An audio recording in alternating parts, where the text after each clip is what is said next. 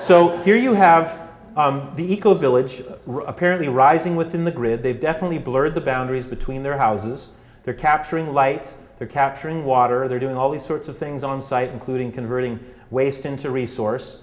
All the little structures on the corners are growing into a fully functioning village heart. People are employing each other, of course. They've utterly localized their economy. They already have political power over this place, and so they're connecting with each other. Their lives are characterized by less work and more interaction. They're out walking and using their bikes. They don't really have to drive as much anymore. And in fact, we imagine in this scenario that they're not having to pay for as many therapists for their kids because they're present in their own lives, nor as many drugs.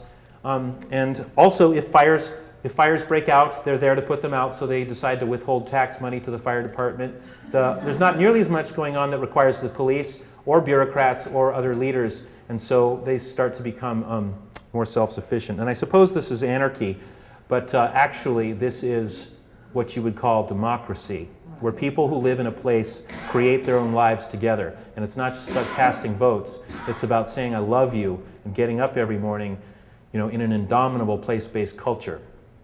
All these things have happened, like more than 40 major projects radiating down the streets, and so many more that I can't even count them anymore. People doing all these wonderful gardens and things to their houses. The whole neighborhood's becoming more exuberant. More kids live in the neighborhood, and you see them out in the street. People are leaving less often and staying more often. In fact, the entire neighborhood around these 4 blocks around the intersection has actually declared this entire area as a sanctuary in which developers can no longer come in and force visit change upon them. Change is now to be driven by people who live in the space. The world's first 24-hour solar-powered self-service tea station here. This library, it's a self-service library that has actually changed traffic patterns. People come just to see this thing. This is the kids' clubhouse, and one of the interesting things with the participation of the kids is that, a lot of people ask, what about all the vandalism? How do you handle that? And the fact is, it just doesn't happen. These places do not get vandalized. And part of it is that the kids are involved from the very beginning. This is an American piazza that has, to a great extent, sprung from their imagination. That's why it's so curvaceous and colorful.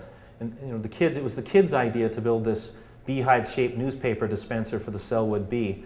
So, and not only do they not attack it, other kids from other neighborhoods don't come and attack it either. In fact, a lot of them are now doing their own intersections, as I'll show you in a minute. This sort of self-service marketplace here where kids are giving away toys and adults are giving away produce and fruit from their gardens. And of course, a place for neighborhood history, like, who got an A this year? A story from a grandmother. Like, come on, what in the world is going on when we live in communities that don't even share, where we don't even transmit the stories that we hold in common to each other? So many births, so many heroic acts, so many acts of love and giving. And then people start to take down fences between their houses. They're like, you know what, I'm tired of walking orthogonal all the time. I'm tired of always turning a corner and being all straight about life. How about a little diagonal here and there? So diagonal pathways across the block. The projects on the corners growing, structures being built over them that sort of approximate little buildings, including living roofs and all recycled or natural materials. And then a couple of neighbors get together and make other neighbors. Here you can see. Love your neighbor. Okay, so then renters buy their houses and insulate them and put in insulated glass, take down fences, put in regenerative permaculture gardens. The city comes along and says 87% of respondents feel safer and say there's less crime. 90% say traffic speed has decreased. These are statistics that the major corporate media has never even reported. Like what? Placemaking without even having stop signs on the intersection is affecting traffic patterns? And then another project happens just a short distance away on one of the adjacent blocks. The first major natural building in the city that becomes the first village building convergence project. And then gardens at this permaculture site. This is a 50 by 100 lot that is a demonstration site for urban permaculture. Cisterns are installed, food forests are planted, living roofs are developed on the existing buildings. The garage is retrofitted as a community office, and this is what it's designed to look like. Definitely ecological, but also highly sculptural, and all of it with repurposed or natural materials, including this solar treehouse over here. Community saunas are built with lush green roofs incorporating cob. The first permitted straw bale structure in the city of Portland is built. 2 houses from the intersection incorporating totemic themes from the history of this family, including this jaguar and an eagle and a salmon in its claws, and then these wonderful vines on these cob columns. So this prototype being built in Portland, and now all the counties around Portland, around Multnomah County, feature straw bales as well, inspired by this kind of activity.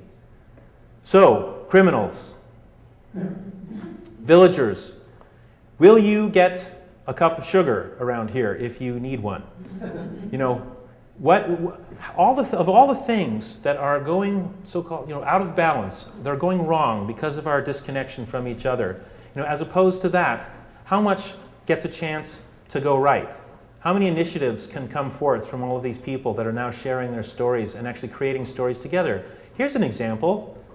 This lady here, Anne Marie, couldn't paint her house since 1966. Her neighbors get together, pressure wash, scrape the house, and then buy the paint and paint it for her, and she's grateful forever, and they make even more new friends.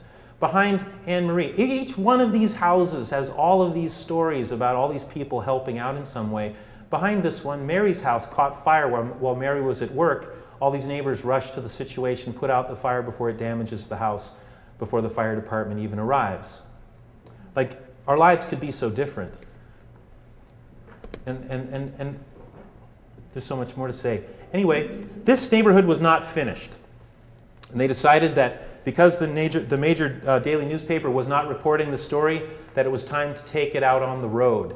So they took a broken down truck and they put some wings on it because somebody was growing bamboo in a yard and there was old greenhouse membrane, and everyone had Persian rugs and pillows and cups and plates and forks, and somebody had an old camp stove. They put it all together, and for $45 they created the most beloved and famous truck in Portland, Oregon. This is called the Tea Horse. It's where the kitchen of the tea house that we had started with was put onto the back of the truck, and then it was sent out into the rest of the city to create place-making experiences, places of gathering for the rest of the community. So the wings unfurl off of the truck, Persian rugs and pillows spill out from it, all these neighbors are waiting with desserts and hot drinks to share, and then people sit down under the wings and start to have an experience of place in their community. So block parties, streets, intersections, parking lots, parks, everywhere where it's called, the Tea Horse goes. And as you can see, sometimes it's just providing shelter for a neighborhood dinner in a street intersection. So this is the Tea Horse, and it was designed to be a catalyst. But one of the effects of the Tea Horse was it attracted all of these interdisciplinary activists who see in an integrated and act in an integrated way to try to change the world. So everyone was about weapons of mass construction that came together in this kind of justice league that started to call itself the City Repair Project. One of the first things that we did as City Repair was hold hands around Portland. This was an event. We were inspired by Noam Chomsky, who points out that we get together by the thousands to watch people sort of smashing into each other in stadiums, and it's sort of a commercial event. And he's like, do we ever get together just to do something, to test what it would actually look like to stand united? So they're saying, okay, here's our place. We'll stand united. This is our place together. And it's non-commercial, it doesn't cost any money, there's no trash involved. And you even have things like this, the commissioner in charge of transportation leading everyone out onto a spontaneous occupation of this traffic lane on live radio, being interviewed at the very moment, saying the most important thing we can be doing right now is acting up beyond the rules and reclaiming public spaces.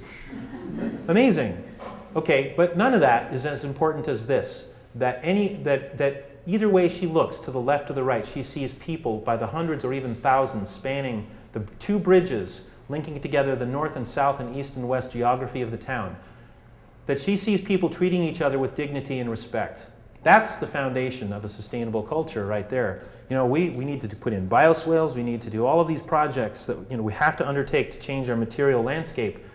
But at the same time, we need to be engendering this sense of connection with each other. Every one of these things that we do together needs to begin and end with food and time and stories, I would say.